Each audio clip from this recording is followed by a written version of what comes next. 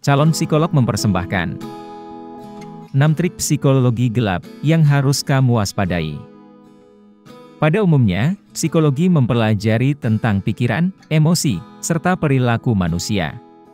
Tetapi, tahukah kamu kalau ternyata ada dark psychology atau psikologi gelap yang berfokus pada penggunaan taktik manipulasi untuk membujuk, menipu, dan mengendalikan orang lain? Ya, kamu mungkin tidak menyadarinya, namun ada banyak sekali teknik-teknik psikologi gelap yang mungkin selama ini digunakan oleh individu-individu yang ada di sekitarmu, kepadamu.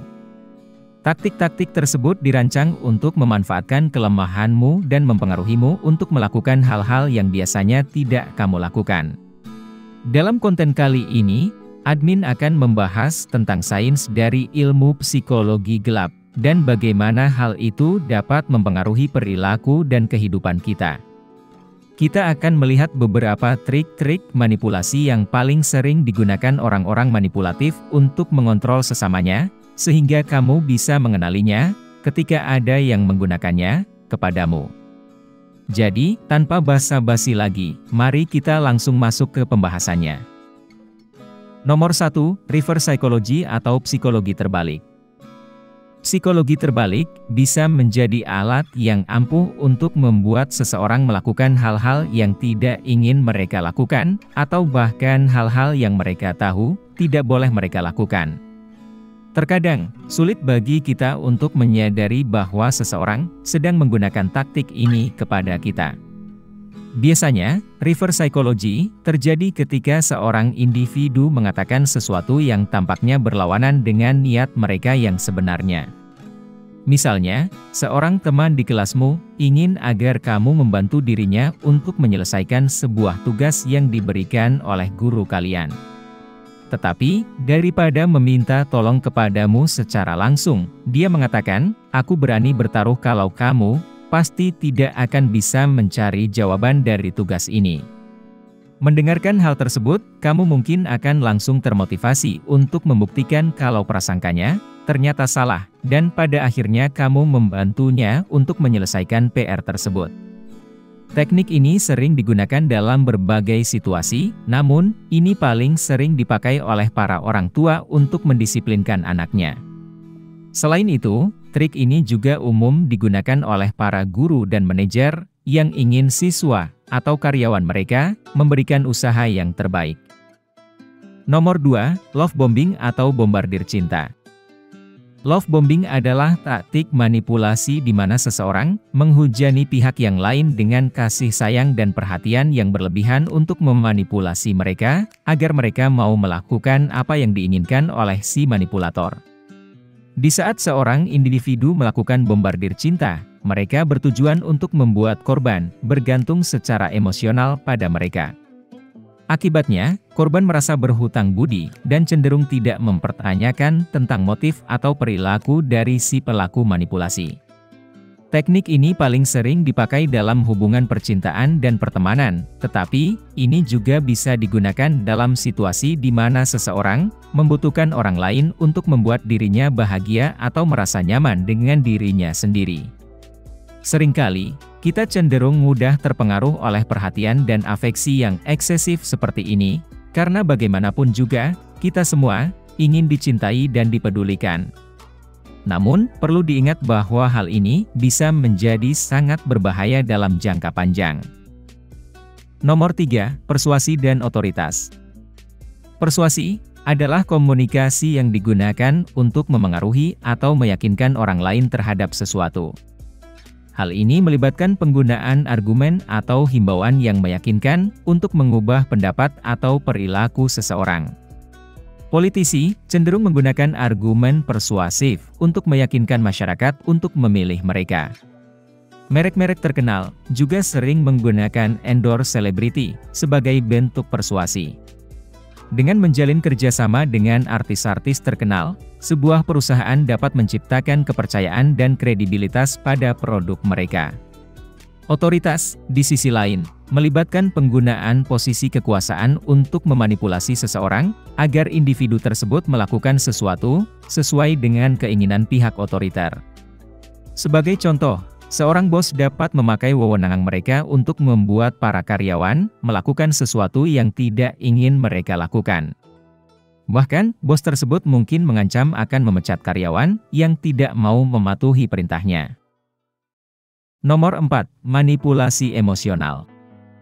Manipulasi emosional mengacu pada penggunaan tipu daya dan eksploitasi emosi untuk membuat seseorang melakukan sesuatu yang biasanya tidak mereka lakukan. Strateginya adalah membuat individu tersebut merasa bersalah, sedih, malu, atau takut untuk membuat mereka patuh. Misalnya, manipulator melakukan aksi playing victim atau bermain korban untuk mendapatkan simpati dari seseorang. Atau, mereka dapat menakut-nakuti dan memengaruhi orang lain agar mereka mau melakukan apa yang diinginkan dengan cara memutarbalikkan atau mengarang fakta. Selain itu, bentuk lain dari manipulasi emosional adalah membuat seseorang merasa wajib untuk melakukan sesuatu. Sangat mudah bagi kita untuk menjadi korban dari taktik manipulasi yang satu ini, karena biasanya itu sulit untuk dideteksi. Tetapi, begitu kamu mengetahui tanda-tanda apa saja yang harus kamu waspadai, maka kamu tidak akan mudah terjebak. Nomor 5. Pembatasan pilihan. Pembatasan pilihan adalah taktik di mana seseorang membatasi pilihan pihak yang lain untuk memanipulasi mereka, agar melakukan apa yang diinginkan si manipulator. Gagasan di balik teknik ini adalah jika seseorang memiliki lebih sedikit pilihan, maka akan lebih mudah untuk meyakinkan mereka agar memilih salah satu dari opsi yang ada.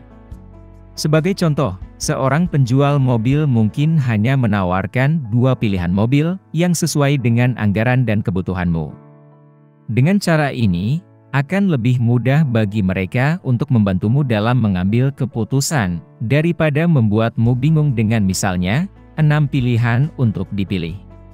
Dalam situasi lain, teknik manipulasi ini bisa menjadi lebih berbahaya, misalnya membuat seseorang untuk memilih satu di antara 2 pilihan yang sama-sama tidak menarik.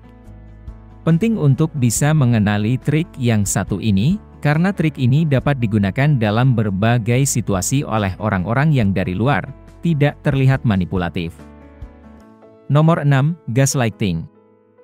Gaslighting adalah taktik manipulasi di mana seseorang membuatmu mempertanyakan ingatan, sudut pandang, realitas, atau kewarasanmu. Teknik ini sering digunakan manipulator untuk membuatmu meragukan pikiran, perasaan, atau memorimu sendiri untuk membuatmu lebih mudah dipengaruhi oleh keinginan mereka. Gaslighting dapat terjadi dalam berbagai skenario. Dalam hal percintaan, seorang pasangan yang abusif mencoba meyakinkan pasangannya bahwa pikiran dan perasaannya tidaklah valid. Lalu, dalam konteks lingkungan kerja, seorang atasan membuat karyawannya mempertanyakan tentang apakah mereka sebenarnya diperlakukan dengan adil atau tidak. Gaslighting bisa dilakukan secara terang-terangan atau tersembunyi, tergantung dari gaya manipulasi si manipulator dan kemampuan korban untuk mengenali apa yang terjadi.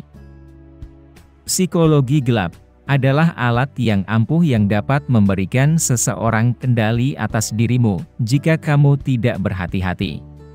Dengan mengetahui taktik-taktik seperti apa yang harus diwaspadai, kamu dapat lebih memahami perasaan serta perilakumu sendiri dan membuat keputusan yang tepat untuk dirimu sendiri. Perlu diingat bahwa meskipun penting untuk mengetahui trik-trik ini dan menjadi lebih berhati-hati, penting juga untuk tidak terjebak dalam pemikiran kalau orang lain selalu mencoba memanipulasimu. Admin berharap semoga video ini dapat memberikan pemahaman yang lebih baik tentang teknik manipulasi yang umum digunakan, sehingga kamu mampu mengenalinya dan mencegah dirimu terpengaruh. Jika kamu menikmati konten seperti ini, tekan tombol suka dan bagikan dengan teman-temanmu agar kami dapat terus membuat video seperti ini. Untuk lebih banyak video seperti demikian, tekan tombol subscribe dan ingat untuk mengaktifkan tombol pemberitahuan postingan. Pastikan juga untuk menonton video kami yang lainnya. Terima kasih telah menonton.